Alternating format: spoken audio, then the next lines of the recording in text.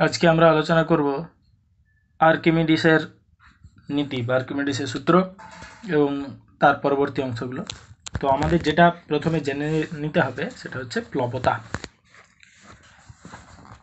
প্লবতা কি একটা ছোট্ট উদাহরণ দিই। মনে করো একটা খুব ভারী পাথর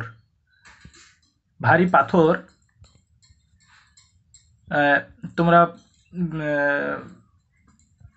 এমনি পৃথিবী পৃষ্ঠের উপর পড়ে আছে একটা পাথর, সেই পাথরটাকে তুমি তুলতে চাইছো, বেশ ভারী, তুলতে খুব কষ্ট হচ্ছে।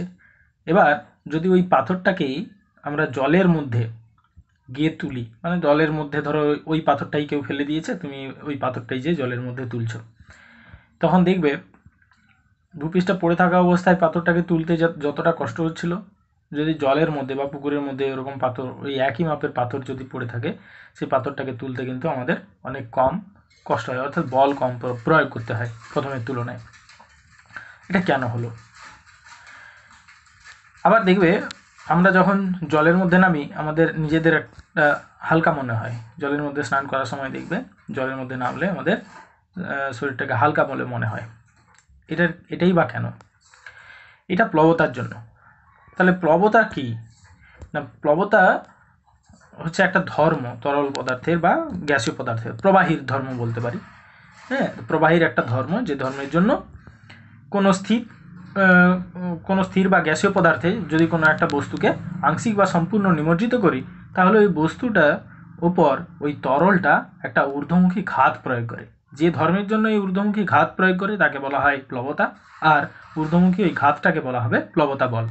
আমরা এখানে লিখেছি, দেখো, স্থির তরল বা গ্যাসীয় পদার্থে কোনো বস্তুকে আংশিক বা সম্পূর্ণ নিমজ্জিত করলে তরল বা গ্যাসীয় পদার্থটি যে ধর্মের জন্য বস্তুটির উপর একটি ঊর্ধ্বমুখী বল প্রয়োগ করে তাকে প্লবতা বলে, আর ঊর্ধ্বমুখী ওই বলটিকে বলা হয় প্লবতা বল বা প্লাবক বল। আচ্ছা, এই প্লবতা বল কোন কোন বিষয়ের উপর নির্ভর করে? এই প্লবতা বল কোন কোন বিষয়ের উপর নির্ভর করে? না, নিমজ্জিত অংশের আয়তন, অর্থাৎ বস্তুটাকে কতটা নিমজ্জিত করেছি, সম্পূর্ণ নিমজ্জিত করতে পারি, আংশিক নিমজ্জিত করতে পারি, অর্থাৎ বস্তুর নিমজ্জিত অংশের আয়তনটার উপর নির্ভর করবে। তরলের ঘনত্বের উপর নির্ভর করবে। তরলের ঘনত্বের উপর নির্ভর করবে কিভাবে? আচ্ছা, এখানে বলে রাখি, নিমজ্জিত অংশের আয়তন যত বেশি হবে তত প্লবতা বল বাড়বে। পরবর্তী ক্ষেত্রে আমরা সেগুলো দেখতে পাবো। তরলের ঘনত্বের উপরও নির্ভর করবে কিভাবে? না, তরলের ঘনত্ব যদি বৃদ্ধি পায় তাহলে প্লবতা বল বৃদ্ধি পাবে, তরলের ঘনত্ব হ্রাস পেলে প্লবতা বল হ্রাস পাবে। তরলের উষ্ণতা যদি বৃদ্ধি পায় প্লবতা বল কমে যাবে, আবার উষ্ণতা যদি হ্রাস পায়, হ্যাঁ, তাহলে প্লবতা বল বাড়বে। এই রকম কতগুলো বিষয়ের উপর নির্ভর করে। এবার আর্কিমিডিসের নীতি আমরা পড়ব। তাহলে আমরা কিছুক্ষণ আগে বলছিলাম যে প্লবতা বল তরলের মধ্যে বা গ্যাসীয় পদার্থের মধ্যে কোনো বস্তুকে আংশিক বা সম্পূর্ণ নিমজ্জিত করলে বস্তুটা ওজনটা কিছুটা কমে যায়, অর্থাৎ বস্তুটার ওজন হ্রাস পায়। হ্রাস পেয়ে যে ওজনটা হয় তরলের মধ্যে নিমজ্জিত অবস্থায় বা গ্যাসীয় পদার্থের মধ্যে নিমজ্জিত অবস্থায়, তাকে বলা হয় আপাত ওজন। তো আর্কিমিডিসের নীতিটা কি বলেছে? না, কোনো বস্তুকে কোনো স্থির তরল বা গ্যাসীয় পদার্থে আংশিক বা সম্পূর্ণ নিমজ্জিত করলে বস্তুটির ওজন আপাত হ্রাস পায়। বস্তুটার ওজন আপাত হ্রাস পায়। বস্তুর এই আপাত ওজন হ্রাস বস্তু দ্বারা অপসারিত তরল বা গ্যাসীয় পদার্থের ওজনের সঙ্গে সমান হয়। এটা হচ্ছে আর্কিমিডিসের নীতি। তাহলে কোনো বস্তুকে স্থির তরল বা গ্যাসীয় পদার্থে আংশিক বা সম্পূর্ণ নিমজ্জিত করলে বস্তুটির ওজন আপাত হ্রাস পায়। এই ওজনের আপাত হ্রাস বস্তু কর্তৃক অপসারিত তরল বা গ্যাসীয় পদার্থের ওজনের সঙ্গে সমান হয়। এটা হচ্ছে আর্কিমিডিসের নীতি। আর্কিমিডিসের নীতি কিছু কিছু ক্ষেত্রে প্রযোজ্য হয় না। কখন কখন প্রযোজ্য হয় না সেটা আমরা দেখব। অবাধে পতনশীল বস্তুর ক্ষেত্রে আর্কিমিডিসের নীতি প্রযোজ্য হয় না। অর্থাৎ অবাধে পতনশীল একটা বস্তু, ধরো মনে করো যে একটা পাত্র আছে, পাত্রের মধ্যে একটা বস্তুকে আমি নিমজ্জিত করেছি, এই অবস্থায় পাত্রটাকে ছেড়ে দেওয়া হলো, বস্তুটাও ওই পাত্রে নিমজ্জিত অবস্থায় পড়তে থাকবে। এই ক্ষেত্রে কোনো প্লবতা বল কাজ করবে না।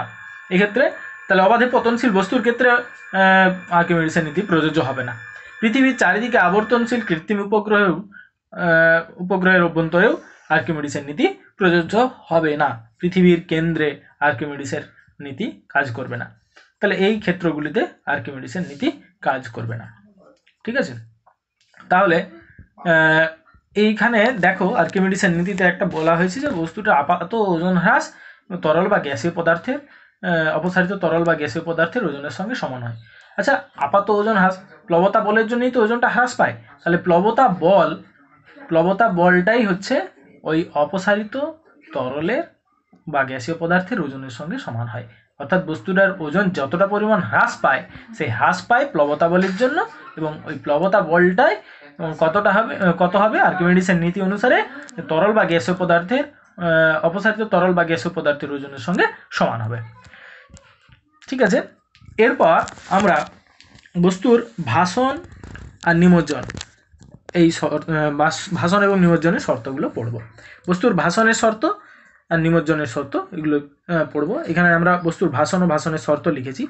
দেখো এখানে আমরা কি করেছি, বায়ুতে যখন বস্তুটা আছে তখন বায়ুতে বস্তুটার ওজন নিয়েছি, এটা হচ্ছে W1 বলেছি।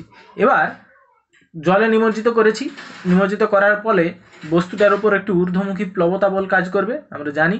ওই প্লবতা বলের মান W2 ধরেছি। কখন, একটু মন দিয়ে শুনো, বস্তুটিকে তরলে সম্পূর্ণ নিমজ্জিত অবস্থায় বস্তুর ওপর প্রযুক্ত প্লবতা বলের মানটাকে আমরা W2 ধরছি। তাহলে W1 হচ্ছে বায়ুতে বস্তুর ওজন, আর W2 হচ্ছে তরল পদার্থের সম্পূর্ণ নিমজ্জিত অবস্থায় বস্তুটির ওপর প্রযুক্ত ঊর্ধ্বমুখী ঘাত বা ঊর্ধ্বমুখী প্লবতা বল W2। এখন যদি বস্তুটার ওজন W1 বস্তুটার উপর প্রযুক্ত প্লবতা বলের তুলনায় বেশি হয়ে যায়, তখন কি হবে, বস্তুটা নিচের দিকে নেমে যাবে, অর্থাৎ বস্তুটা তরলের মধ্যে ক্রমশ নিমজ্জিত হতে থাকবে এবং তরলের একদম তলায়, তরলের যে পাত্রে তরল লেখা আছে তার তলায় গিয়ে সঞ্চিত হবে, অর্থাৎ বস্তুটি তরলে ডুবে যাবে। তাহলে বস্তুর ওজন বস্তুটাকে নিচের দিকে নামাতে চাইবে, প্লবতা বল উপরের দিকে বস্তুটাকে উপরের দিকে তুলতে চাইবে। যদি বস্তুটার উপর প্রযুক্ত নিম্নমুখী বল অর্থাৎ ওজন বেশি হয়ে যায় প্লবতা বলের তুলনায়, তাহলে বস্তুটি তরলের মধ্যে ডুবে যাবে, অর্থাৎ পাত্রের মধ্যে যদি পাত্রে রাখা তরলের মধ্যে যদি বস্তুটাকে নিমজ্জিত করি তাহলে বস্তুটি ক্রমশ পাত্রের তলার দিকে চলে যাবে এবং একদম পাত্রের তলায় গিয়ে স্থির হবে। এরপর W1 ইকুয়াল টু W2 যদি হয়, W1 equal to W2, W1 equal to W2 মানে বস্তুর ওজন এবং প্লবতা বল দুটো যদি সমান হয়ে যায়। এখানে অবশ্যই মনে রাখবে W2টা আগে আমি বলেছি সম্পূর্ণ নিমজ্জিত অবস্থায় বস্তুর উপর প্রযুক্ত ঊর্ধ্বমুখী প্লবতা বল বা ঊর্ধ্বমুখী ঘাত, সেটা হচ্ছে W2। এই দুটো যদি সমান হয়ে যায় তাহলে কি হবে, বস্তুটা তরলের মধ্যে স্থিরভাবে ভাসবে। কোথায় স্থিরভাবে ভাসবে, যেখানে নিয়ে গিয়ে তুমি ছেড়ে দিবে সেইখানে। অর্থাৎ এখানে আমরা লিখেছি দেখো W1 ইকুয়াল টু W2 হলে বস্তু তরলের মধ্যে সম্পূর্ণ নিমজ্জিত অবস্থায় যে কোনো স্থানে স্থিরভাবে ভাসবে। যে কোনো স্থানে বলতে যেখানে নিয়ে গিয়ে বস্তুটাকে ছেড়ে দেওয়া হবে তরলের যে অংশে, সেই অংশে গিয়েই সে স্থির হয়ে থাকবে। আচ্ছা, আরেকটা শর্ত হলো W1 লেস দেন W2, অর্থাৎ বস্তুর ওপর প্রযুক্ত পৃথিবীর আকর্ষণ বল ওজন বস্তুর উপর প্রযুক্ত ঊর্ধ্বমুখী ঘাত বা প্লবতা বলের তুলনায় কম হলে বস্তুটা কি হবে, তরলের উপরে এসে তরলের উপরে ভাসতে থাকবে আংশিক নিমজ্জিত অবস্থায়। এখানে আমরা লিখেছি W1 লেস দেন W2 হলে বস্তুটি তরলের মধ্যে আংশিক নিমজ্জিত অবস্থায় ভাসবে। তাহলে এইটা হচ্ছে ভাসন এবং নিমজ্জনের শর্ত। আমি এখানে প্রশ্নে দিয়েছি ভাসন এবং নিমজ্জনের শর্তগুলি লেখো। এখানে শুধু ভাসনের শর্ত লিখেছি, ওখানে ভাসন এবং নিমজ্জনের শর্ত বলে প্রশ্নটা দেওয়া আছে, এই কি হবে উত্তর। এরপর স্প্রিং তুলার সাহায্যে প্লবতা নির্ণয়। আচ্ছা, স্প্রিং তুলার সাহায্যে আমরা কি নির্ণয় করি, বস্তুর ওজন। তাহলে বায়ুতে বস্তুর আর ওজন স্প্রিং তুলার সাহায্যে মাপতে পারি। এবার বায়ুতে স্প্রিং তুলার সাহায্যে বস্তুর ওজন মাপলাম, বস্তুটাকে তরলের মধ্যে নিমজ্জিত করলাম, সম্পূর্ণ নিমজ্জিত অবস্থায় স্প্রিং তুলার সাহায্যে বস্তুটার ওজন নির্ণয় করলাম। তাহলে এই দুটো ওজনের যে পার্থক্য, এই ওজনের পার্থক্যটাই হবে প্লবতা বল। কেন না, আমরা জানি যে বস্তুটাকে তরলে নিমজ্জিত করলে তার আপাত ওজন হ্রাস পায়, এই ওজনের হ্রাস যতটা সেটাই হচ্ছে প্লবতা বল। কারণ ওই ঊর্ধ্বমুখী প্লবতা বলের কারণে বস্তুটার ওজন হ্রাস পায়, আপাত ওজনটা বস্তুর প্রকৃত ওজনের তুলনায় কিছুটা কম হয়। এবার দেখো এখানে আমরা লিখেছি স্প্রিং তুলার সাহায্যে একটি বস্তুর ওজন পরিমাপ করা হলো। বায়ুতে বস্তুটার ওজন হলো W1 এবং বস্তুটিকে তরলে নিমজ্জিত অবস্থায়, সম্পূর্ণ নিমজ্জিত অবস্থায় এখানে স্প্রিং তুলার সাহায্যে ওজন পরিমাপ করা হলো। ওজনের পরিমাণ যদি W2 হয় তাহলে দেখলাম বায়ুতে ওজন W1 আর তরলে সম্পূর্ণ নিমজ্জিত অবস্থায় ওজন হচ্ছে W2। বস্তুর ওজনের আপাত হ্রাস কত হবে? W1 minus W2। এই বস্তুর ওজনের যে আপাত হ্রাস, এই হ্রাসটাই হবে প্লবতা বল, অর্থাৎ বস্তু কর্তৃক অপসারিত জলের ওজন। আমরা আর্কিমিডিসের সূত্র অনুসারে দেখলাম যে আপাত ওজন হ্রাস অর্থাৎ অপসারিত বস্তু দ্বারা অপসারিত তরল বা গ্যাসীয় পদার্থের ওজনের সঙ্গে সমান হয়। তাহলে বস্তু কর্তৃক অপসারিত জলের, এখানে যে কোনো তরল নিতে পারে, জল যদি না তাহলে জলের ওজনটা হবে, অপসারিত বস্তু দ্বারা অপসারিত জলের ওজন হবে W1 মাইনাস W2। তাহলে বস্তুর উপর ক্রিয়াশীল প্লবতা বল কত হবে? W1 minus W2। এইটা তাহলে এইভাবে স্প্রিং তুলার সাহায্যে একবার বায়ুতে বস্তুটার ওজন নিতে পারি, আর একবার আমরা কি করতে পারি, সম্পূর্ণ জলে সম্পূর্ণ নিমজ্জিত অবস্থায় বা তরলের সম্পূর্ণ নিমজ্জিত অবস্থায় তার ওজন নিতে পারি। এই দুটো ওজনের পার্থক্যই হবে বস্তুর উপর প্রযুক্ত ঊর্ধ্বমুখী প্লবতা বল বা ঊর্ধ্বমুখী ঘাত।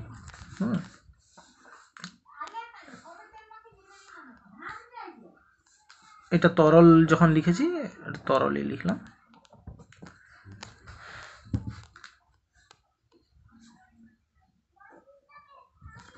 আচ্ছা, এরপর আমরা প্লবতার রাশিমালাটা একটু নির্ণয় করেছি, দেখবে এটা সিলেবাসে নেই, বইতে তোমাদের নেই, যারা ইন্টারেস্টেড হবে দেখবে, আর না হলে এটা স্কিপ করে যেতে পারো। দেখো প্লবতার রাশিমালা কিভাবে নির্ণয় করব। এখানে একটা পাত্র নিয়েছি, বড় পাত্রের মধ্যে তরল পদার্থ নিয়েছি, তরল পদার্থের মধ্যে একটা ঘনককে সম্পূর্ণ নিমজ্জিত করেছি।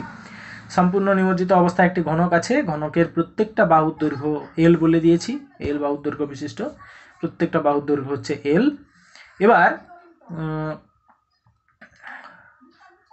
এই ঘনকের 6টা তল আছে, 6টা তল। আচ্ছা, ঘনকটাকে খাড়াভাবে নিমজ্জিত করা হয়েছে। দেখো এবার ঘনকের 6টা তল আছে, 4টা পার্শ্বতল আর একটা নিম্নতল আর একটা উপরের তল। হ্যাঁ, তো প্রত্যেক জোড়া বিপরীত তল, অর্থাৎ ধরো এখানে দু জোড়া বিপরীত তল আছে, একটা হচ্ছে ABCD আর একটা EFGH, এই দুটো বিপরীত তল। এই তল দুটোর উপর প্রযুক্ত ঘাত, এদিক থেকে ঘাত প্রযুক্ত হচ্ছে, ওদিক থেকে ঘাত প্রযুক্ত হচ্ছে, এই দুটো ঘাতের অভিমুখটা পরস্পর বিপরীতমুখী। আবার দেখো AEHD এই তলের উপর প্রযুক্ত ঘাত আর BCGF এই দুটো তলের উপর প্রযুক্ত ঘাত সমান এবং পরস্পর বিপরীতমুখী। তাহলে এই পার্শ্ব তলেরগুলোর উপর প্রযুক্ত ঘাতগুলো কি হবে? সমান হবে এবং বিপরীতমুখী হবে, যার ফলে তারা পরস্পরকে প্রশমিত করবে।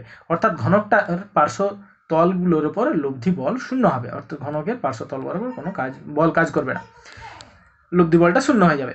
এবার দেখো ঘনকের উপরিতল আছে, নিম্নতল আছে। এখন নিম্নতলের গভীরতা হচ্ছে H2 আর উপরের তলটার গভীরতা হচ্ছে H1। আচ্ছা, H2 যেহেতু বেশি, তাহলে নিচের তলের উপর প্রযুক্ত চাপটা বেশি হবে। যেহেতু এটা ঘনক, উপরের তল এবং নিম্নতল দুটোরই ক্ষেত্রফল সমান, তাই ঊর্ধ্বমুখী ঘাতটা নিচের তলের উপর প্রযুক্ত ঊর্ধ্বমুখী ঘাত বেশি হবে আর উপরের তলের উপর প্রযুক্ত নিম্নমুখী ঘাত কম হবে। তাহলে দেখতে পাচ্ছি এই দুটো তল যদি কল্পনা করি, একটা উপরের তল এবং নিচের তল, এই দুটো তলের কথা যদি আমরা বিবেচনা করি, তাহলে দেখব নিম্ন তলের উপর ঊর্ধ্বমুখী ঘাতটা বেশি হবে আর উপরের যে তল তার উপর নিম্নমুখী যে ঘাত, সেই ঘাতটা কম হবে। তাহলে এই ঘনকটার উপর একটা ঊর্ধ্বমুখী লব্ধি ঘাত কাজ করবে, এই ঊর্ধ্বমুখী লব্ধি ঘাতটাই হচ্ছে প্লবতা বল। তাহলে এই প্লবতা বল আমরা বের করব। এখন এখানে আমি কিছু লিখেছি, এগুলো একটু দেখে নাও। একটি ঘনক L বাহুর দৈর্ঘ্য বিশিষ্ট ঘনককে একটি তরলে সম্পূর্ণ নিমজ্জিত করা হয়েছে।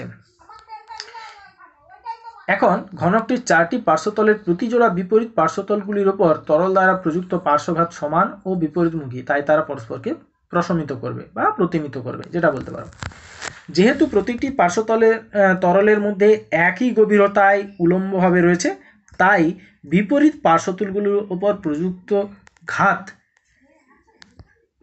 ঘাতের মান সমান হবে আর দিকটা তো বিপরীত হবে, সেটা আমরা জানি। এবার ঘনকের উপরিতল ও নিম্নতলের গভীরতা সমান নয়, তাই তল দুটির উপর তরল দ্বারা প্রযুক্ত ঘাত সমান নয়। নিম্নতলের উপর ঊর্ধ্ব ঘাতের পরিমাণ উপরিতলের উপর নিম্নঘাতের থেকে বেশি হয়, তাই ঘনকটি একটি ঊর্ধ্বমুখী ঘাত অনুভব করবে, যা প্লবতা বল নামে পরিচিত। এবার আমরা এই দুটো তলের উপর ঘাত এর হিসাবটা করব, ঘাতটা বের করব। দেখো নিম্নতল অর্থাৎ ডিসিএইচজি তল, আমরা আগেও দেখিয়েছি, এখানে আরেকবার দেখিয়ে দিই। ডিসিজিএইচ এটা ডিসিজিএইচ হবে, ডিসিজিএইচ তলটাকে নিম্নতল বলা হচ্ছে, আর এবিএফই বা এইএফবি এই তলটাকে বলা হবে ঊর্ধ্বমুখী তল। দুটো তলের ক্ষেত্রফল L², আর উপরিতলের গভীরতাটা H1, নিচের তলের গভীরতাটা H2। এই ছবিটা একটু খাতায় এঁকে নেবে, দিয়ে বাকি অংশটা দেখবে। এবার দেখো নিম্নতল ডিসিজিএইচ তলের উপর প্রযুক্ত ঘাত কত হবে। আমরা নিম্নতলের, এটা নিম্নতলের চাপটা জানবো, নিম্নতলে কতটা তরল চাপ প্রয়োগ করছে, সেই চাপের পরিমাণটা হবে H2dg, আর ক্ষেত্রফলটা হচ্ছে L², যেহেতু ঘনক তার প্রত্যেকটা তলের ক্ষেত্রফল হবে L², প্রত্যেকটা তল বর্গাকার হবে। এখানে H2 হচ্ছে নিম্নতলের গভীরতা, D হচ্ছে তরলের ঘনত্ব, আর G অভিকর্ষজ ত্বরণ। তাহলে উপরিতলের ওপর ABFE এটা উপরিতল, তার উপর প্রযুক্ত ঘাত কত হবে, চাপ গুণিত ক্ষেত্রফল, আগেই যেমন চাপ বের করেছি, চাপ গুণিত ক্ষেত্রফল, এখানেও চাপ গুণিত ক্ষেত্রফল। এখানে চাপটা হবে H1dg ইন্টু L², ক্ষেত্রফলটা হবে L²। তাহলে দেখো এখানে যেহেতু H2টা greater, H2 greater than H1, তাহলে দেখতে পাচ্ছি এই ঘাতটা বেশি হবে, নিম্নতলের উপর প্রযুক্ত ঊর্ধ্বমুখী ঘাত বেশি হবে, উপরিতলের উপর প্রযুক্ত নিম্ন ঘাত সেটা কম হবে। তাহলে ঘনকের উপর ঊর্ধ্বমুখী ঘাত কত হবে, এই দুটো ঘাতের বিয়োগফল, এটা মাইনাস এটা করেছি। এখান থেকে H2 মাইনাস H1 কমন নিয়েছি, এই H2 minus H1 into DG L² common নিয়ে নিতে এরকম একটা রাশিমালা পেল। এবার দেখো যেহেতু ঘনক, তাই উপরিতল এবং নিম্নতল এই দুটো তলের মধ্যবর্তী দূরত্বটাও তো বাহুর দৈর্ঘ্য, সেটাকে L আমরা ওই জন্য লিখেছি, এখানে লিখেছি যেহেতু H1 মাইনাস H2 ঘনকের একটি বাহুর দৈর্ঘ্য সমান এটাকে L, তাহলে এখানে L ডিজি L², তাহলে L³ ডিজি হলো, L³ কি, ঘনকের আয়তন, তাহলে ঘনকের আয়তন তরলের ঘনত্ব ইন্টু অভিকর্ষজ ত্বরণ। এখন ঘনকের আয়তনটা, ঘনকটা তো তরলে নিমজ্জিত অবস্থায় আছে, তাহলে ঘনকের আয়তন যতটা, ঠিক ঘনকটা তার সমায়তন তরলকে অপসারিত করছে, তাহলে ঘনকের দ্বারা অপসারিত তরলের আয়তন আর ঘনকের আয়তন দুটো সমান হবে, তাই আমরা এখানে লিখেছি ঘনক দ্বারা অপসারিত তরলের আয়তন, তারপর যা ছিল তরলের ঘনত্ব ইন্টু অভিকর্ষজ ত্বরণ। এবার এই ঘনক দ্বারা অপসারিত তরলের আয়তন ও তরলের ঘনত্ব, ঘনক দ্বারা অপসারিত তরলের আয়তন ও ঘনত্ব, এটাকে বলা হচ্ছে অপসারিত তরলের ভর, অপসারিত তরলের ভর ইন্টু অভিকর্ষজ ত্বরণ, ওটা অপসারিত তরলের ওজন হয়ে গেল। তাহলে দেখলাম এই ঊর্ধ্বমুখী যে ঘাত বল, যেটাই প্লবতা বল, সেই প্লবতা বলটা কি হলো, অপসারিত তরলের ওজনের সঙ্গে সমান হয়ে গেল। এটাই আবার আর্কিমিডিসের নীতি, তাহলে এটাই আর্কিমিডিসের নীতি, ঠিক আছে। তাহলে প্লবতা বল হচ্ছে অপসারিত তরলের ওজন, আর এটাই আর্কিমিডিসের সূত্র। হ্যাঁ, তাহলে আর্কিমিডিসের সূত্রটা আমরা এখান থেকে নির্ণয় করে নিতে পারবো। একটা তরলের মধ্যে কোনো যদি কঠিন পদার্থকে বা কোনো পদার্থকে নিমজ্জিত করা হয়, তাহলে তার ওজনের হ্রাস কতটা হবে, আর্কিমিডিসের সূত্র থেকে যা পাই আমরা সেটা নির্ণয় করলাম। এরপর আমরা ভাসন ও ওজনের আপাত হ্রাস, এটা আমরা একটা দেখব। আমি আগে এগুলো বলে নিয়েছি। একটা বস্তু এখানে দেখো তরলের মধ্যে আংশিক নিমজ্জিত অবস্থায় ভেসে আছে, আংশিক নিমজ্জিত অবস্থায় রয়েছে, তাহলে বস্তুর ওপর ওজন বল একটা কাজ করে, ওজনটা নিম্নমুখী কাজ করে, আর প্লবতা বলটা ঊর্ধ্বমুখী কাজ করে। এই অবস্থায় এই বিশেষ ক্ষেত্রে, এই ক্ষেত্রেই তরলের প্লবতা বল এবং ওজনটা, বস্তুর ওজনটা সমান কেন, যদি সমান হওয়ার কারণে এটা এরকম আংশিক নিমজ্জিত অবস্থায় ভেসে আছে। আংশিক নিমজ্জিত অবস্থায় ভেসে আছে, যদি এমন হয় যে সম্পূর্ণ নিমজ্জিত অবস্থায় বস্তুর উপর প্লবতা বল বস্তুর ওজনের থেকে বেশি হয়ে যায়, তখন বস্তুটা কিন্তু তরলের মধ্যে সম্পূর্ণ নিমজ্জিত অবস্থায় থাকতে পারবে না, তরলের উপরে উঠে আসবে। এই ক্ষেত্রে বস্তু যতটা তরল অপসারিত করেছে তার যা ওজন আর বস্তুর ওজনটা সমান হবে। তার মানে বস্তু যে অংশের তরল পদার্থটাকে অপসারিত করেছে তার যে ওজন সেটা হচ্ছে প্লবতা, প্লবতা বল এবং বস্তুর ওজনটা সমান হবে। এখানে আমরা লিখেছি দেখো, ভাসমান বস্তুর ক্ষেত্রে বস্তুর আপাত ওজন শূন্য হয়। অবশ্যই আপাত ওজন শূন্য হয়, প্লবতা বল আর বস্তুর ওজন সমান হয়ে যায়, তাহলে বস্তুর ওজন মাইনাস প্লবতা বল এটাই আপাত ওজন হয়। যেহেতু দুটো বল সমান হয়ে গেছে তাই তার আপাত ওজন শূন্য। এক্ষেত্রে বস্তুর ওজন নিমজ্জিত অংশ দ্বারা অপসারিত তরলের ওজনের সঙ্গে সমান। আচ্ছা, বস্তুর ওজন উল্লম্বভাবে নিচের দিকে ক্রিয়া করে এবং প্লবতা বল উল্লম্বভাবে উপরের দিকে ক্রিয়া করে। বস্তুর ওজন উল্লম্বভাবে নিচের দিকে ক্রিয়া করে এবং প্লবতা বল উল্লম্বভাবে উপরের দিকে।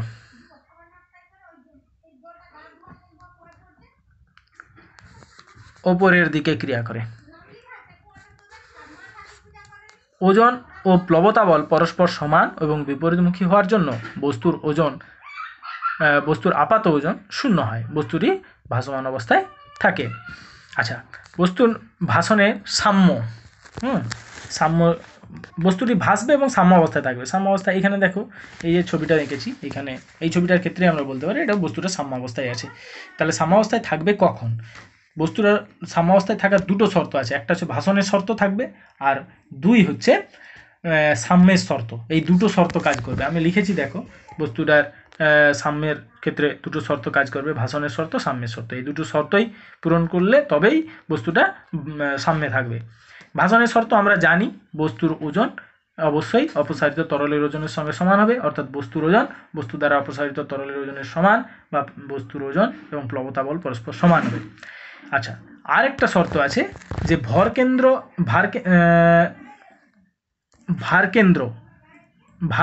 ও প্লবতা কেন্দ্র একই উলম্ব রেখায় অবস্থান করতে হবে। অর্থাৎ এইখানে দেখো, আমরা পরে বলেছি ভরকেন্দ্র এবং প্লবতা কেন্দ্র একই উলম্ব রেখায় অবস্থান করতে হবে। আচ্ছা, এবার দেখো ভারকেন্দ্র কি? এটা ভরকেন্দ্র হবে না, এটা ভারকেন্দ্র এবং প্লবতা কেন্দ্র একই উলম্ব রেখায় অবস্থান করতে হবে। ভারকেন্দ্র কি? ভারকেন্দ্র হলো বস্তুর মধ্যে অবস্থিত এমন একটি নির্দিষ্ট বিন্দু, যেই বিন্দু দিয়েই বস্তুটার ওজন কাজ করে। হ্যাঁ, অবশ্যই উলম্বভাবে নিচের দিকে কাজ করবে, তাহলে ওই বিন্দু দিয়ে উলম্বভাবে নিচের দিকে ওজনটা কাজ করবে। এই যে এখানে লিখেছি, ভারকেন্দ্র হলো বস্তুর মধ্যে অবস্থিত এমন একটি স্থির বিন্দু যার মধ্যে দিয়ে উলম্ব রেখা বরাবর বস্তুটির ওজন কাজ করে। তার মানে আমি পুরো বস্তুটাকে ধরে নিতে পারি, পুরো বস্তুটাকে যদি ওই বিন্দু দিয়ে প্রতিস্থাপিত করি তাহলে কিন্তু ওই বিন্দুর ওপর প্রযুক্ত বলটা যতটা সেটাই ওজন হবে, এরকম ব্যাপারটা। তাহলে পুরো বস্তুর পুরো ওজনটা যেন ওই বিন্দুতে কেন্দ্রীভূত আছে, এটা আমাদের ধরে নিতে হবে, ওটাকেই বলা হয় ভারকেন্দ্র। এবার এরপর যেটা জানতে হবে সেটা হচ্ছে প্লবতা কেন্দ্র। আমরা প্লবতা কেন্দ্র কি না, বস্তুটা আংশিক নিমজ্জিত অবস্থায় ভাসছে। তাহলে বস্তু যদি আংশিক নিমজ্জিত অবস্থায় ভাসে তাহলে বস্তু কিছুটা তরলকে অপসারিত করেছে, যে তরলটাকে অপসারিত করেছে তার যে ভার কেন্দ্র সেটাই হচ্ছে প্লবতা কেন্দ্র। অর্থাৎ ওই অপসারিত তরলটাকে যদি অপসারিত না করতো, যতটা তরলকে বস্তুটা নিমজ্জিত অবস্থায় অপসারিত করেছে ওই তরলটাকে যদি অপসারিত না করতো তাহলে যে তরলটা থাকতো তার ওজনটা যে বিন্দু দিয়ে কাজ করবে সেটা হচ্ছে প্লবতা বিন্দু। হ্যাঁ, আবার বস্তু দ্বারা অপসারিত তরলের যে ভারকেন্দ্র সেটাকেও প্লবতা কেন্দ্র আমরা বলতে পারি। সংজ্ঞাগুলো লিখেছি দেখো, ভাসমান বস্তুর মধ্যে অবস্থিত যে নির্দিষ্ট বিন্দু দিয়ে উলম্ব রেখা বরাবর প্লবতা বল ক্রিয়া করে, উলম্ব রেখা বরাবর উপরের দিকে প্লবতা বল ক্রিয়া করে, ওই নির্দিষ্ট বিন্দুটাকে বলা হয় প্লবতা কেন্দ্র। আবার আমরা আরেকটা সংজ্ঞা দিতে পারি, অপসারিত হওয়ার আগে অপসারিত তরলের ভরকেন্দ্র যে নির্দিষ্ট বিন্দুতে ছিল তাকে বলা হয় অপসারিত হওয়ার আগে অপসারিত তরলের ভারকেন্দ্র যে নির্দিষ্ট বিন্দুতে ছিল তাকে প্লবতা কেন্দ্র বলা হয়, যেটা আমি আগে একটু বললাম, এইটা হচ্ছে প্লবতা কেন্দ্র। আচ্ছা দেখো, ভাসনের শর্তর ক্ষেত্রে কি, এই ভারকেন্দ্র আর প্লবতা কেন্দ্র এখানে আমরা দেখিয়েছি, এই ভারকেন্দ্র এবং প্লবতা কেন্দ্র যদি একই উলম্ব রেখায় থাকে তাহলে তারা সাম্য অবস্থায় থাকবে। ঠিক আছে, তাহলে এই হলো ব্যাপার। এবার দেখো, এবার আমরা জানব ঘনত্ব। কোনো পদার্থের ঘনত্ব বলতে কি বুঝি না, পদার্থের একক আয়তনের ভরকে বলা হবে ঘনত্ব। ঘনত্ব সমান পদার্থের ভর বাই পদার্থের আয়তন, প্রথম অধ্যায়ে আমরা জেনেছি। আবার ঘনত্বের একক সিজিএস একক এবং এসআই একক কি না, এসআই একক কিলোগ্রাম পার মিটার কিউব আর সিজিএস একক হচ্ছে গ্রাম পার সেন্টিমিটার কিউব। এবার এর মাত্রাও তোমরা দেখে নেবে, উপরে ভরের মাত্রা, নিচে আয়তনের মাত্রা, মাত্রার সংকেতটা হবে m l⁻³ সেক্ষেত্রে ঘনত্বের মাত্রা তোমরা নির্ণয় করতে পারবে, এর আগেও করেছো। এরপর আমরা একটা রাশির কথা আলোচনা করব যেটাকে বলা হয় আপেক্ষিক ঘনত্ব। আপেক্ষিক ঘনত্ব কি? আমি দুরকমভাবে সংজ্ঞাটা দেব, দুরকমভাবে সংজ্ঞাটা দেব, তোমরা এটা লক্ষ্য করো। আপেক্ষিক ঘনত্ব হচ্ছে কোনো পদার্থের ভর 4 ডিগ্রি সেলসিয়াস উষ্ণতায় সমআয়তন জলের তুলনায় যতগুণ ভারী হয়, যতগুণ ভারী হয় তাকে বলা হবে ওই পদার্থের আপেক্ষিক গুরুত্ব। অর্থাৎ কোনো পদার্থের ভর নিয়েছি 4 ডিগ্রি সেন্টিগ্রেড উষ্ণতায়, ওই পদার্থের সমআয়তন জল নিয়েছি, এখানে ভর নয়, ওজন বলাটাই সব থেকে ভালো। আচ্ছা, ভরটাই বলুন, ভরই বলতে হবে, ওজন নয়। ঠিক, কোনো পদার্থের ভর 4 ডিগ্রি সেন্টিগ্রেড উষ্ণতায় সমআয়তন জলের ভরের তুলনায় যতগুণ হবে সেটাই হবে তার আপেক্ষিক গুরুত্ব বা আপেক্ষিক ঘনত্ব। দেখো এখানে সংজ্ঞাটা লিখেছি, কোনো পদার্থের ভর 4 ডিগ্রি সেলসিয়াস উষ্ণতায় সমআয়তন জলের ভর অপেক্ষা যতগুণ হয় তাকে আপেক্ষিক গুরুত্ব বা আপেক্ষিক ঘনত্ব বলা হয়। এখানে আমরা লিখেছি, দেখো আপেক্ষিক ঘনত্ব সমান, মনে করো বস্তুটার আয়তন ভি, তাহলে ভি আয়তনের কোনো একটা পদার্থের ভর, সেটা হচ্ছে বস্তুর ভর, আর আমরা কি করেছি 4 ডিগ্রি সেলসিয়াস উষ্ণতায় ওই ভি আয়তনের জল নিয়েছি, তার ভর নিয়েছি, এই দুটো ভরের অনুপাত হচ্ছে আপেক্ষিক ঘনত্ব বা আপেক্ষিক গুরুত্ব।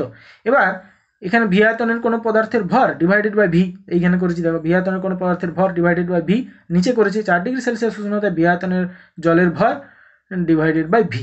তাহলে এটা আমি করতে পারি, উভয় পক্ষকে ভি দিয়ে ভাগ করে দিয়েছি। আচ্ছা, উপরের রাশিটা কি দাঁড়ালো? তাহলে একক আয়তনের কোনো পদার্থের ভর বা পদার্থের ঘনত্ব 4 ডিগ্রি সেলসিয়াস উষ্ণতায় একক আয়তনের জলের ভর বা জলের ঘনত্ব কত? জলের ঘনত্ব 4 ডিগ্রি সেলসিয়াস উষ্ণতায়, ওটাকে আমরা ভালো করে লিখেছি পদার্থের ঘনত্ব ডিভাইডেড বাই 4 ডিগ্রি সেলসিয়াস উষ্ণতায় জলের ঘনত্ব। এইটাও আপেক্ষিক গুরুত্ব বা আপেক্ষিক ঘনত্বের সংজ্ঞা। হ্যাঁ, তাহলে আপেক্ষিক ঘনত্বের বিকল্প সংজ্ঞাটা কি দিতে পারি? কোনো পদার্থের ঘনত্ব 4 ডিগ্রি সেলসিয়াস উষ্ণতায় জলের ঘনত্ব অপেক্ষা যতগুণ হয় সেটাই পদার্থের আপেক্ষিক ঘনত্ব বা আপেক্ষিক গুরুত্ব বলতে পারি। তোমরা এই সংজ্ঞাটাই পরীক্ষায় লিখতে দিলে। বিকল্প সংজ্ঞা আমরা বলে লিখেছি, কোনো পদার্থের ঘনত্ব 4 ডিগ্রি সেলসিয়াস উষ্ণতায় জলের ঘনত্ব অপেক্ষা যতগুণ হয় তাকে ওই পদার্থের আপেক্ষিক গুরুত্ব বা আপেক্ষিক ঘনত্ব বলা হয়। আপেক্ষিক গুরুত্ব সমজাতীয় দুটি রাশির অনুপাত, তাই আপেক্ষিক গুরুত্বের কোনো নির্দিষ্ট কোনো একক থাকবে না, একক থাকবে না। এরপর আমরা কয়েকটা জিনিস বলেছি, একটু দেখবে।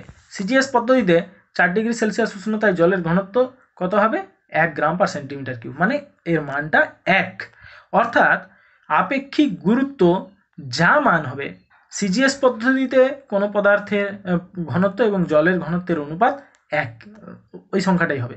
আর সিজিএস পদ্ধতিতে বস্তুটার ঘনত্ব ওইটাই হবে। অর্থাৎ আপেক্ষিক গুরুত্বের মান যা হবে সিজিএস পদ্ধতিতে পদার্থটির ঘনত্ব তাই হবে। কোনো পদার্থের আপেক্ষিক গুরুত্ব বা আপেক্ষিক ঘনত্বের মান সিজিএস পদ্ধতিতে বস্তুটির যে ঘনত্ব তার সঙ্গে সমান হবে। কারণটা হচ্ছে সিজিএস পদ্ধতিতে 4 ডিগ্রি সেলসিয়াস উষ্ণতায় জলের ঘনত্ব 1 গ্রাম পার সেন্টিমিটার কিউব। তাহলে তোমাদেরকে যদি বলা হয় যে কোনো পদার্থের আপেক্ষিক গুরুত্ব দেওয়া আছে, তার সিজিএস পদ্ধতিতে ঘনত্ব কত হবে, খালি এককটি লিখতে হবে। আপেক্ষিক গুরুত্বের কোনো একক থাকে না, কিন্তু ঘনত্বের একক থাকে। এককগুলো শুধু লিখলেই, যোগ করে দিলেই হবে। তাহলে সিজিএস পদ্ধতিতে ঘনত্বের মান আমরা পেয়ে যাব। হ্যাঁ, আমরা পরে উদাহরণ দিয়েছি, দেখবে। আর এসআইতে যদি করতে হয়, এসআইতে করতে হলে কি হবে? এসআইতে কিন্তু ওটা হবে না। অর্থাৎ সিজিএস পদ্ধতিতে ঘনত্ব এবং আপেক্ষিক গুরুত্বের সংখ্যাগত মান যেটা, সেটা সমান হয়, কিন্তু সেটা এসআই পদ্ধতিতে হবে না। এসআই পদ্ধতিতে ঘনত্ব যা হবে, ঘনত্ব বের করার ক্ষেত্রে আপেক্ষিক গুরুত্ব যেটা থাকবে তাকে 1000 দিয়ে গুণ করে দিতে হবে। গুণ করে আমরা এককটা লিখে দেবো। এইখানে দেখো আমরা একটা উদাহরণ দিয়েছি, কোনো পদার্থের আপেক্ষিক গুরুত্ব দেওয়া থাকলে তার সিজিএস পদ্ধতিতে ও এসআই পদ্ধতিতে ঘনত্ব কীভাবে নির্ণয় করা হবে। মনে করো কোনো পদার্থের আপেক্ষিক গুরুত্ব এস দেওয়া আছে। এস তো একটা সংখ্যা, আপেক্ষিক গুরুত্ব একটা সংখ্যা, তার কোনো একক নেই। সিজিএস পদ্ধতিতে পদার্থটির ঘনত্ব কত হবে? এস গ্রাম পার সেন্টিমিটার কিউব। কেন? আমি বলেছিলাম একটু আগেই যে সিজিএস পদ্ধতিতে পদার্থটির ঘনত্ব এবং আপেক্ষিক গুরুত্বের মান সংখ্যাগতভাবে সমান হয়। তাহলে সিজিএস পদ্ধতিতে পদার্থটির ঘনত্ব এস গ্রাম পার সেন্টিমিটার কিউব, এটা হবে। তাহলে আপেক্ষিক গুরুত্ব আর এককটা শুধু লিখে দিয়েছি। এবার এসআই পদ্ধতি কী হবে? আপেক্ষিক গুরুত্বের সঙ্গে 1000 গুণ করতে হবে। 1000 গুণ করলে তবে আমরা এসআই পদ্ধতিতে ঘনত্বটা পাবো। তাহলে এস গুণিত 1000 কেজি পার মিটার কিউব। এটা হবে এসআই পদ্ধতিতে পদার্থটির ঘনত্ব। তাহলে আজকে আলোচনা এই পর্যন্তই। এই অংশ থেকে আমি কতগুলো প্রশ্ন দিয়েছি, প্রশ্নগুলো তোমরা একটু দেখে নাও এবং প্রশ্নগুলো লিখে রেডি করবে। আর্কিমিডিসের সূত্রটি বিবৃত করতে হবে এবং ব্যাখ্যা করতে হবে, আমরা করেছি। আর্কিমিডিসের সূত্রটি কোন কোন ক্ষেত্রে প্রযোজ্য হবে না সেটাও আমরা বলেছি। প্লবতা বা প্লবতা বল বলতে কি বোঝো এটাও বলেছি। প্লবতা বল কোন কোন বিষয়ের উপর নির্ভর করে সেটাও আমরা বলেছি। আচ্ছা, প্লবতা বলের কিছু বৈশিষ্ট্য আছে, বৈশিষ্ট্যগুলো আরেকবার আমি বলে দিই। প্লবতা বল সর্বদা ওজনের বিপরীতমুখী হবে, ওজন নিচের দিকে কাজ করে আর প্লবতা ঊর্ধ্বমুখী কাজ করে, উপরের দিকে কাজ করবে। প্লবতার মান বস্তু দ্বারা অপসারিত তরলের ওজনের সঙ্গে সমান হয়, এটা আমরা আর্কিমিডিসের নীতি থেকেই জেনেছি।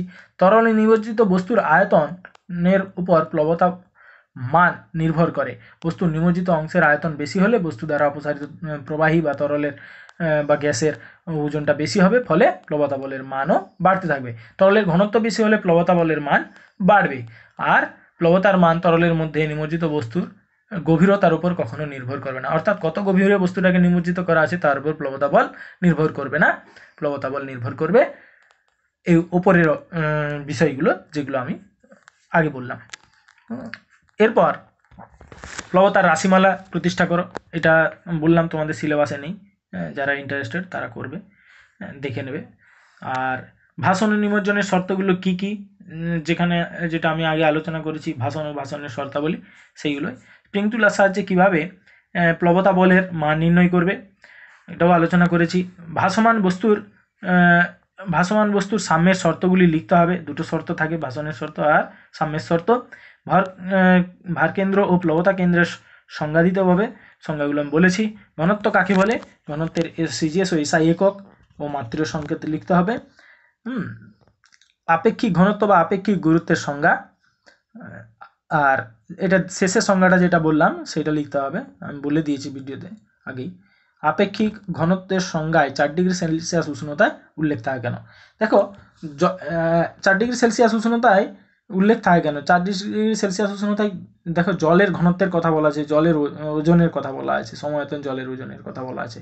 এখন জলের ঘনত্বটা উষ্ণতার সাথে সাথে পরিবর্তিত হয়, আর উষ্ণতার সাথে সাথে পরিবর্তিত হলে বিভিন্ন উষ্ণতায় তরলের ঘনত্ব বিভিন্ন হবে। আমরা জানি তরলের ব্যতিক্রান্ত প্রসারণ রয়েছে, তাহলে বিভিন্ন উষ্ণতায় তরলের ঘনত্বটা পরিবর্তিত হবে।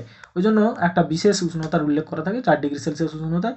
আরও একটা বিশেষ বৈশিষ্ট্য আছে, কেবলমাত্র 4 ডিগ্রি সেলসিয়াস উষ্ণতায় জলের ঘনত্বটা একক হয়, ওই কারণে এই 4 ডিগ্রি সেলসিয়াস উষ্ণতাটাকে উল্লেখ করা হয়েছে। আচ্ছা, সোনার আপেক্ষিক গুরুত্ব 9.3 বলতে কি বোঝো, এটা বলে দিই যে সোনার আপেক্ষিক গুরুত্ব 19.3 বলতে কি বুঝি না, কিছু পরিমাণ সোনা যদি নিই, কিছু পরিমাণ সোনা নিয়েছি, তার ভর যা সমায়তন 4 ডিগ্রি সেলসিয়াস উষ্ণতায় সমায়তন জলের ভরের তুলনায় তা 19.3 গুণ ভারী হয়, তার ভরটা বেশি হয় আর কি, 19.3 গুণ বেশি হয়, 3 গুণ হয়। তাহলে এটা হচ্ছে সোনার আপেক্ষিক গুরুত্ব 19.3 বলতে কি বুঝি। লোহার আপেক্ষিক গুরুত্ব 6.5 সিজিএস ও এসআই পদ্ধতিতে লোহার ঘনত্ব নির্ণয় করো। আমি আগে একটা উদাহরণ দিয়ে দিয়েছি, এটা আর বলছি না, তোমরা করে দেখাবে। কোনো বস্তুর আপেক্ষিক গুরুত্ব 1 অপেক্ষা কম হলে বস্তুটি জলে ভাসবে না ডুববে। আচ্ছা, আপেক্ষিক গুরুত্ব 1 থেকে কম মানে 4 ডিগ্রি সেলসিয়াস উষ্ণতায় জলের যা ঘনত্ব তার থেকে বস্তুটার ঘনত্ব কম হবে, তবে সেটা আপেক্ষিক গুরুত্বটা 1 থেকে কম হবে। আর যেহেতু বস্তুটার ঘনত্ব জলের ঘনত্বের তুলনায় কম হচ্ছে, তাহলে বস্তুটা অবশ্যই জলে ভাসবে, ডুববে না। আচ্ছা, লোহার কড়াই জলে ভাসে কিন্তু লোহার টুকরো জলে ডুবে যায় কেন। আচ্ছা, লোহার কড়াই এর ভরের তুলনায় লোহার কড়াই দ্বারা অপসারিত তরলের ভরটা, লোহার কড়াইয়ের যে ওজন তার তুলনায় লোহার কড়াই দ্বারা অপসারিত তরলের ওজনটা অনেক বেশি হয়, তাই লোহার কড়াই ভাসে তরলের উপর, যে কোনো তরলের উপর ভাসবে, জলের উপরও ভাসবে। তাহলে এই হলো কারণ, তোমরা সাজিয়ে গুছিয়ে লিখবে। আচ্ছা, এরপর দিয়েছি যে 1 কিগ্রা লোহা এবং 1 কিগ্রা তুলার মধ্যে কোনটি বেশি ভারী ও কেন। দেখো, যদি বায়ুশূন্য স্থানে দুটোর ওজন নির্ণয় করা হয়, অর্থাৎ একটা বায়ুশূন্য চেম্বার নিয়েছি, বায়ুশূন্য স্থান নিয়েছি, তার মধ্যে পৃথিবী পৃষ্ঠে ধরো একটা আবদ্ধ পাত্র নিয়েছি, তার মধ্যে সমস্ত বাতাস বের করে নিয়েছি, 1 কিলোগ্রাম লোহা এবং 1 কিলোগ্রাম তুলা ওজন করছি, যেখানে আমরা বায়ুতে ওজন করেছিলাম আগে বায়ুতে ওজন করার পরে এরকম বায়ুশূন্য স্থানে ওজন করছি। এক্ষেত্রে দেখবো 1 কিলোগ্রাম তুলার ভরটা বেশি হয়ে গেছে, কারণ তুলার আয়তন অনেক বেশি। বায়ুতে যখন আমি ওজন করছি দুটোকে, বায়ুতে তুলো 1 কেজি তুলো দ্বারা অপসারিত বায়ুর ওজনটা বেশি হবে, অর্থাৎ ওই তুলোর ওপর প্রবণতা বলটা বেশি হবে, তাহলে তার ওজনটা বেশি হ্রাস পাবে 1 কিলোগ্রাম লোহার তুলনায়। এবার যদি আমি এই ওজন করার পরে যদি আমি কি করি, যে ওটাকে আমি বায়ুশূন্য স্থানে গিয়ে তার ওজনটা করি, তাহলে 1 কিলোগ্রাম তুলার ওজনটা বেশি হয়ে যাবে। আচ্ছা, ডিম জলে ডুবে যায় কিন্তু লবণ মেশালে ভেসে যায় কেন? আচ্ছা, ডিমের যে ঘনত্ব জলের ঘনত্বের থেকে সামান্য বেশি হয়, তাহলে ডিম জলে ভেসে যায়। কিন্তু যদি জলের মধ্যে লবণ মেশানো হয়, লবণের ঘনত্ব কিন্তু জলের তুলনায় অনেক বেশি হয়। লবণ মিশিয়ে দিলে জলের ঘনত্ব ক্রমশ বৃদ্ধি পেতে থাকে। এবার একটা নির্দিষ্ট পরিমাণ লবণ মেশানোর পরে ডিমের ঘনত্বটা জলের ঘনত্বের থেকে কমে যায়, অর্থাৎ লবণ জলের ঘনত্বটা ডিমের ঘনত্বের থেকে বেড়ে যায়, তখন ডিমটা জলে ভাসতে থাকে। তাহলে এই প্রশ্নগুলো তৈরি করে আমাকে দেখাতে পারো। ঠিক আছে।